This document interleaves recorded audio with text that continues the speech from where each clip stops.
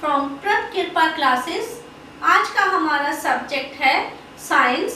Lesson number है 13, motion and time. इसका question number 1 है, classify the following as motion along a straight line, circular और oscillatory motion.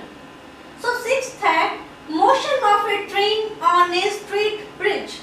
Answer है motion of a train on a straight bridge, straight line motion.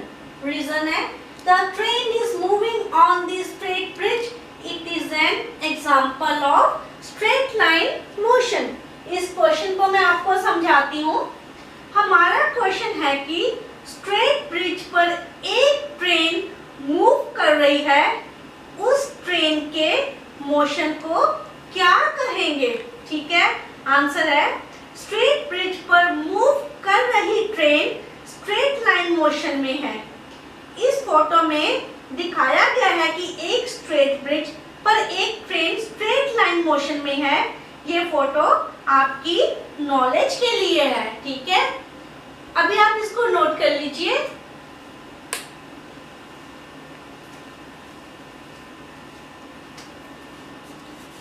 If you like our video, please share and subscribe our channel. Thank you.